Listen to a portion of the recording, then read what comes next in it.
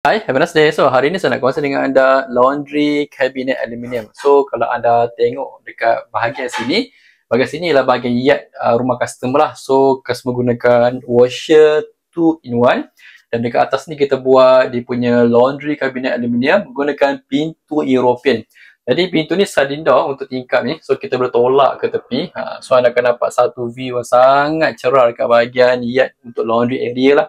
So, untuk bahagian sini kita ada satu tall kabinet. Okay, kalau saya buka ada ruang untuk simpan penyapu, simpan mop semua. Dan untuk bahagian atas, dia agak tinggi. Saya tak sure sampai atau tak. Tapi saya cuba dulu. Okay.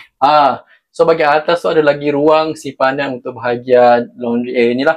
Dan untuk bahagian sini kita buat open carcass saja. So, kalau letak ini bahan pencuci ke, mudah anda boleh ambil. Bambu cuci anda boleh masukkan dan anda boleh letak dekat sini semula seperti biasalah. Dan untuk bahagian atas ni pula adalah bahagian simpanan lagi. Okay, so ni lah ruang storage daripada aluminium lah. So kita punya customer letak banyak sangat sabun dia. Dan untuk bahagian shelf ni dia adjustable. So anda boleh adjust mengikut anda punya ketinggian barang anda. Pintu dengan fungsi soft closing. Dan untuk bahagian sebelah sini ada satu lagi storage yang sangat kecil. Jadi boleh keluar sikit. Masuk dalam, okay. Saya buka pintu ni.